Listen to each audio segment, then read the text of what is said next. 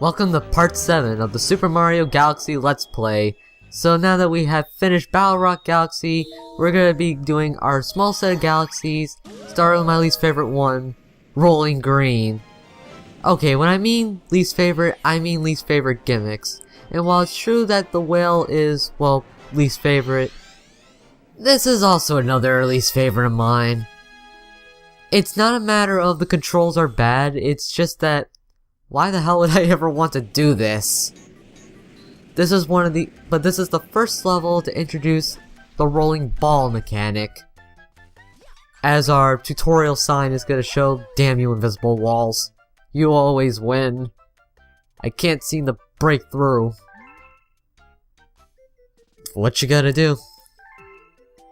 Okay, so the way how these work is basically jump on top of the ball and you pretty much have to hold your Wii remote like a joystick, as being shown on the bottom right hand corner of the screen. The problem with the ball, I'll say, is that sometimes you'll be gaining a lot of momentum or too much momentum. It's easy to fix yourself, but sometimes you'll just roll off the damn cliff, especially when it's on upward and downward slope. Not to mention, if you hit an enemy like, say, Goombas or whatever, you'll get bounced. And that can get really frustrating, especially in the later levels. Well, in terms of the courses themselves, this one's not too bad in terms of level design. But trust me guys, these get more obnoxious later down the game. Like, oh my god. Especially one of the ones in the trial galaxies, because oh boy. Yeah, I'm not looking forward to that. And you see right there, I just barely made that. Like, I just barely fell off the cliff.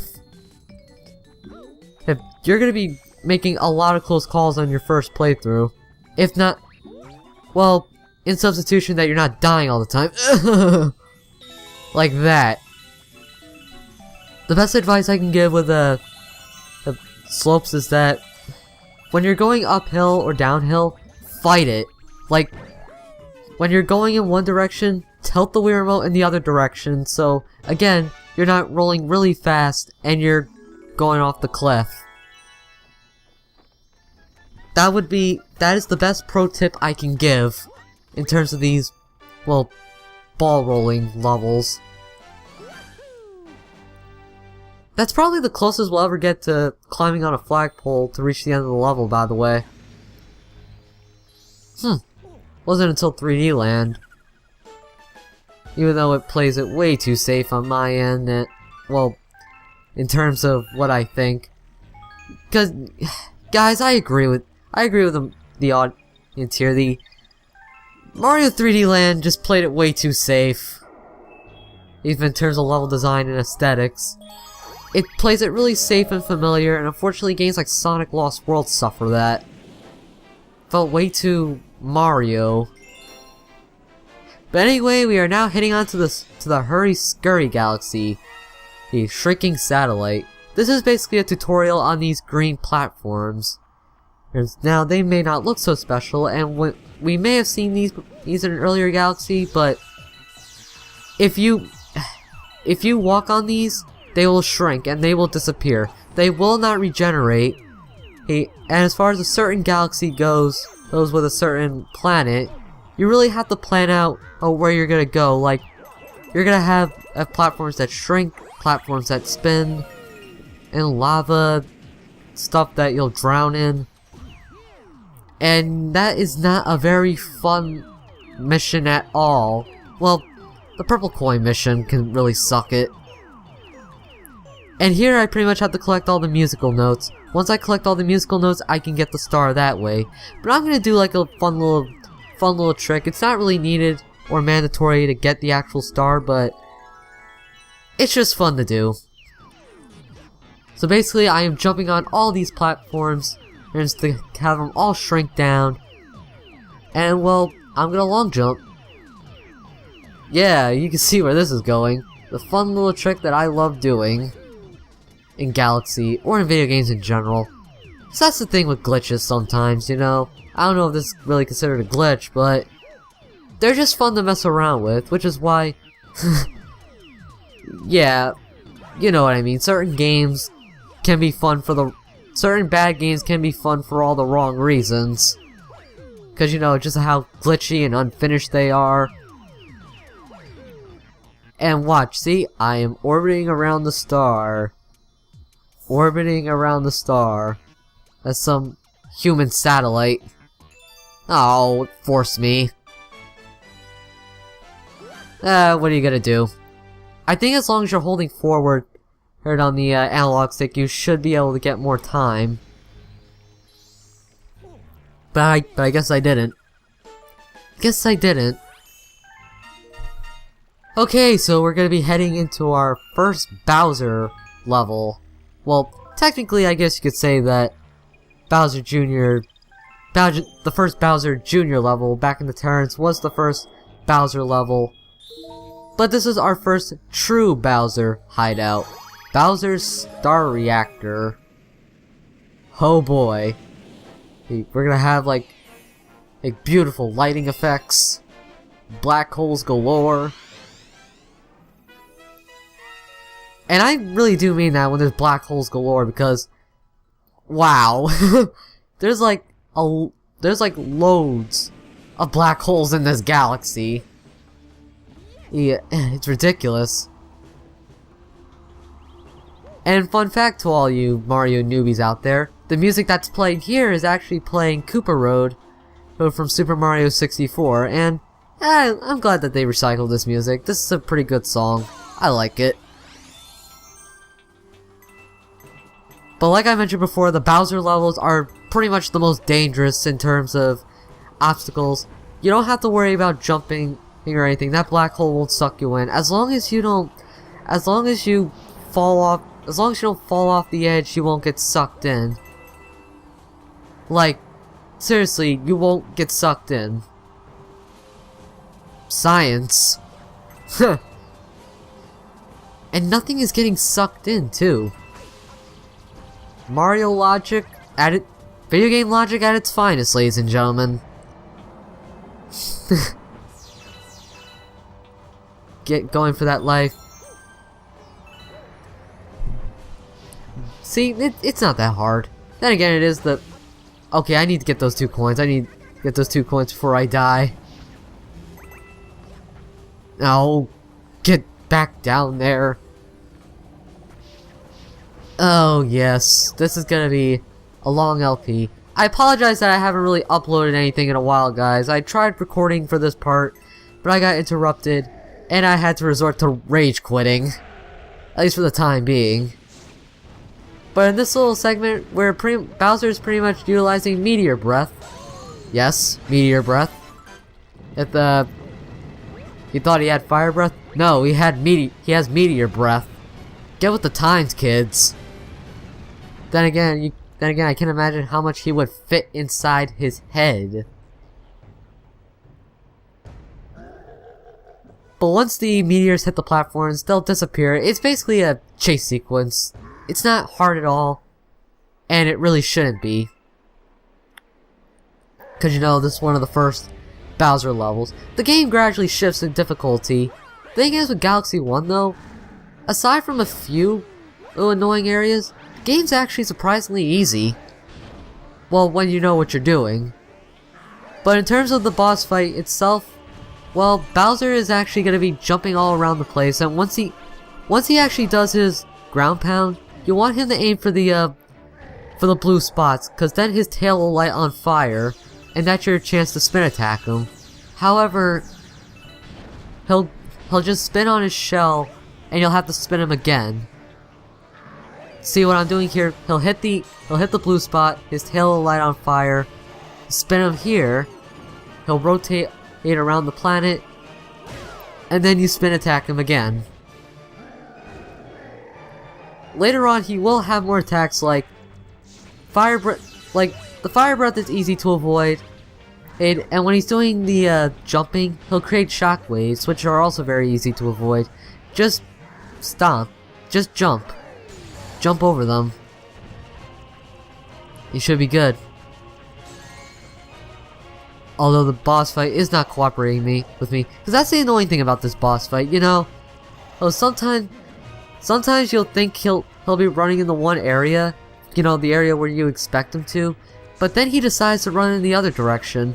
So you really have to pay attention to where he's going, so that you won't, well, lose him. And as I demonstrated, unintentionally demonstrated, you do have a limited amount of time and to actually spin attack him when he's on fire. And right here, for this final hit, he will go faster, so you're gonna have to be quick on the reaction time. Other than that, you shouldn't have a problem. Like I said, he will have more attacks later on, so it's pretty much the easy part of this boss fight. And the boss fight, the variation of this boss gets harder, quote unquote. I bet the Grand Star is like, oh thank god he's gone. Cause it just came out by itself.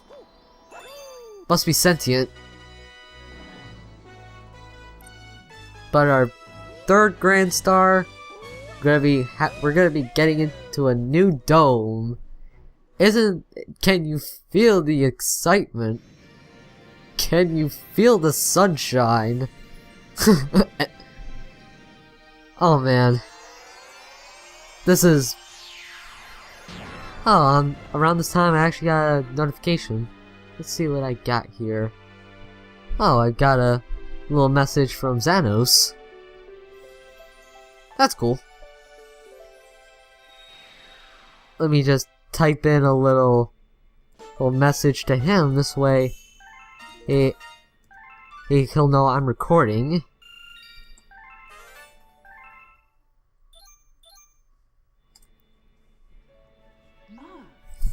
It's no biggie.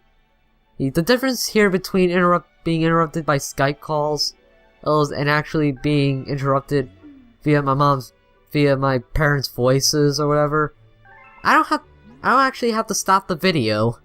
I can just simply type and speak. And I don't have to do anything else. It's one painful part about the recording process. Is, you know, you gotta make sure no one else is there around you. Unless if you're doing multiple people. If you're doing single-handedly, you're gonna want to be alone. It's a good idea to be alone during this whole voiceover. You know, the whole voiceover fiasco. But anyway, we have now unlocked Sling Pod Galaxy, our Pink Luma challenge, and as you expect, we're gonna have loads of Sling Pods in this galaxy. And this is where Sling Pod mechanics really hurt in terms of how they work. The best part about this stage though, you can grind for star bits here. In fact, later on, if I am short on star bits, I'm gonna be going back to this galaxy so I can grind. But Sling Pod Galaxy, obviously you have Sling Pods. Now the annoying thing about these Sling Pods though is that you have to use the cursor and pull in the opposite direction. Ah, that was poor timing on my part. The problem with the Sling Pod though, you don't actually have a good aiming reticule. So, sometimes I'm thinking I'm gonna launch myself in one direction, where I actually launch myself in the other direction, where I either get hit by a cannonball, or an obstacle, or just go flat out in the wrong direction. It's annoying. I hate it. Can't stand it. Folks, I'm gonna be here for a while. In case... Ah, you see right there. I thought I was gonna hit... I thought I was gonna go in one direction, where in actuality, I just went slightly left. And then I fell to my death. And I think it's because how I was sitting, or something. I have trouble, well, you know, pulling it back all the way, because you have to have the Sling Pod fully pulled all the way back. And another annoying thing about these sling pods is that because you're holding back, it's very easy to hit the mine, cannonball. It's very easy to hit the obstacle directly behind you. Meaning you'll get hit and you'll fall to your death. Like, they're really close. Like, really close for comfort. But I think we... And yes, I am ignoring that little one-up. I don't need it. Alright, come on, you can do it. There we go. And this, thank God we have a nice breather section with pole stars, though. Oh, the pole stars aren't nowhere near as offensive as the sling pods. Now watch this. I get hit by the... Watch this, I get hit by the mine, right? Oh! Oh, look at that! I can save myself. Yeah, if you actually fall, well, you need quick reaction skills, but you just wanna... It's a good idea to point at the closest pole star, and actually... So this way you won't die. You'll actually be able to get yourself back on the stage. And folks, one more time after... If I die one more time, then you know what? I'm gonna be editing past the point. Ah! Like... Yep. I'm editing past the point. So you know what? Chaos Control!